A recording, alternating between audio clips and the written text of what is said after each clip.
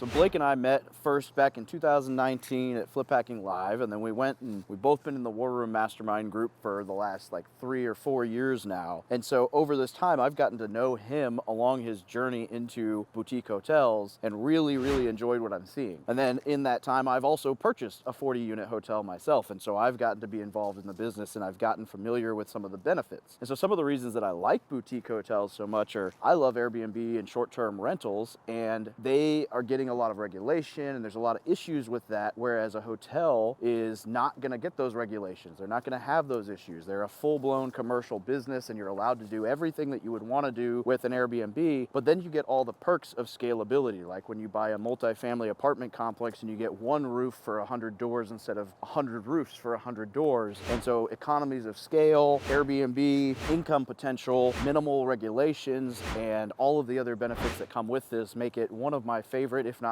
currently my favorite asset class to invest in. And then you can find ways to do it just like a syndication where it's a completely passive. It is truly the most passive form of investment you can find as a real estate investor, because let's be real, most real estate investments are not passive at all. And this allows you to invest and get all of those benefits, including the tax write-offs, without having to be hands-on with the property, deal with a property manager or anything else. And so it's just the best of all worlds, in my opinion, coming together on an asset class that currently, after the pandemic the last couple of years, is often underpriced because they struggled and they're coming back up. Whereas the rest of the markets might be at the market peak, and here you might still, in fact we did, get a discount. In fact, the hotel right down the road just got listed for more than we paid for this with less than half the doors. And it's not in better shape. My role in this deal primarily comes as capital raising between the money that I was able to raise through my network and one of the other GPs that I was able to bring into the deal. That being said, it's